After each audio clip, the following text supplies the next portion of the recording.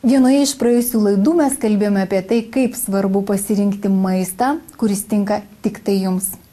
Studijoje svečiavosi Natūralios medicinos centro Gera sveikata vadovė Jelena Čaikovskaja, kuri mums papasakojo savo gyvenimo istoriją, kaip pakeitus mitybą jai pavyko išvengti pačių sunkiausių ligų. Žiūrovų susidomėjimas buvo labai didelis, todėl mes tęsėme siužetą ir kalbiname pacientus, kurie atlikę tyrimą ImuPro 300 labai pakeitė savo gyvenimą. Tikriausiai nerasime vertingesnio dalyko už sveikatą. Nors mokslininkai, farmacijos industrija bei medikai daro didelę pažangą, tačiau žmonių besiskundžiančių sveikatos negalavimais nemažėja. Vis dar yra ligų, kurias išgydyti tradicinėmis priemonėmis yra beveik neįmanoma. Prieš 1,5 metų gulėjau ligoninėje, turėjau rimtų virškinimo trakto sutrikimų. Tiesiog daktarai liepė laikytis tam tikros dietos, kuri mano požiūriu ne visai atitiko mano, tarkim, ir lūkesčius, ir poreikius, ir norus, nors visą tai, ką valgiau, gaminau garuose, buvo lengvi maisto produktai, tačiau pastovus negalavimas, rūgšties padidėjimas skrandyje vis tiek po ligoninės ilgą laiką lydėjo. Aš gulėdavau lovai, negalėdavau atsikelti iš jos, verkdavau nuolatos, net kambaryje būna guliu ryte ir žinau, kad man reikės to keltis eiti į mokyklą. Bet aš atsidarau mobilųjį, tiesiog jį atlenkiu ir žiūriu į šviesą ir man net ta silpna šviesa mane taip dirgindavo, aš net verkdavau iš tos skausmo, net rašydavau, aš gyvenu 2 aukšte, tėvai 1. Ir rašydavau ir skambindavau mamai, verkdama, sakydavau, ateik viršų, man skauda galva, padėk, atneš vaistų. Ir aš matydavau, kai tėvai ateidavo pas mane į viršų, žiūrėdavo, jie tiesiog stovėdavo tokiom akim, žiūrėdavo, mato, kad aš kankinuosi ir negalėdavo niekom padėti.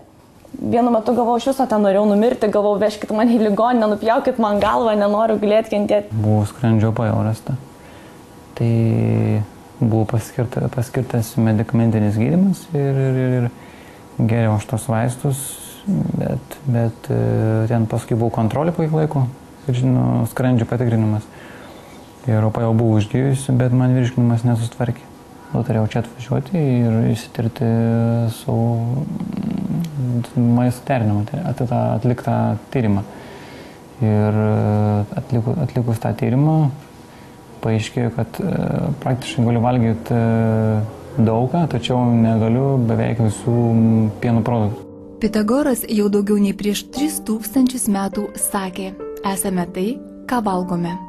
Šis sakinys mūsų dienomis yra itin aktualus.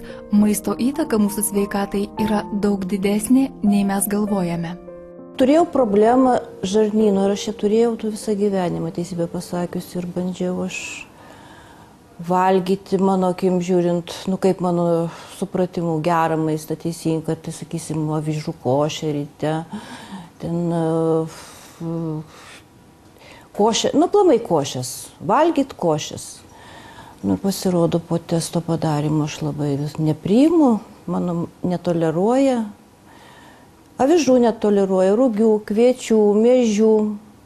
Taip, kad mano visas racionas turėjo keistis. 8 mėnuo ir, tvarkosi po truputį. Per visą gyvenimą šiukšlinau, dabar tvarkausi, valausi ir jaučiuosi, aišku, geriau.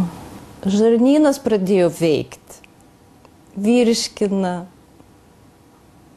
šaukia, kai ateina reikalas. Aš labai buvau šokiruota, kadangi vienas iš mano mėgstamiausių vaisių ananasas įėjo į pačią baisiausią skalę, to vaisiaus aš visiškai negaliu naudoti. Nustebau, kad visiškai netoleruoju karvės pieną, aš aišku jo negeriu, bet labai daug valgiau pieno produktų. Pastoviai iš tikrųjų aš valgiau kiekvieną dieną pieno produktus.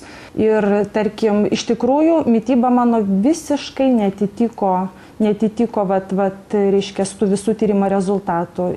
Aš visą gyvenimą prisimenu valgydavau jogurtukai, pieno produktai, ten varškės sūreliai, visokie aš labai mėgau. Ir šiaip aš turėjau tokių rimtų gana veido odos problemų ir niekada nesuprasdavau nuo ko. Iš tikrųjų, kai aš pradėjau nebevartoti pieno produktų ir iš tikrųjų ir veido oda pagerėjo. Natūralios medicinos centras Gera sveikata – moderni gydymo įstaiga visai šeimai, besiremianti naujausiais natūralios medicinos pasiekimais. Čia dirbančių žmonių tikslas padėti rasti naują kelią į ilgą, sveiką ir pilnavertį gyvenimą. Viskas kur kas paprasčiau nei atrodo, reikia šalinti ligų priežastys, o ne jas gydyti. Nors centras Lietuvoje įsikūrė visai neseniai, tačiau daugybė žmonių spėjo atsikratyti savo negalavimų, tiesiog atsisakę jiems netinkančių maisto produktų. Atspėti maisto netoleravimo neįmanoma. Diagnozuoti maisto netoleravimą galima tik specialiu kraujo tyrimu. Natūralios medicinos centras Gera sveikata į Lietuvos rinką įveda unikalų kraujo testą.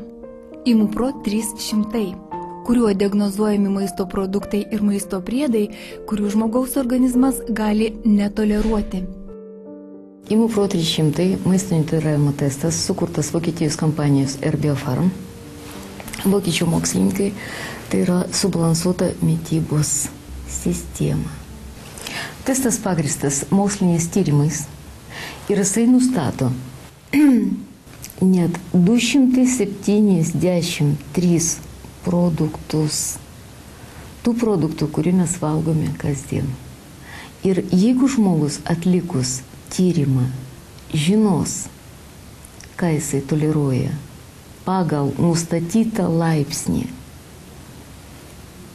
valgys pagal sudarytą individualų mitybos planą, jisai galės atsikratyti savo negalavimų.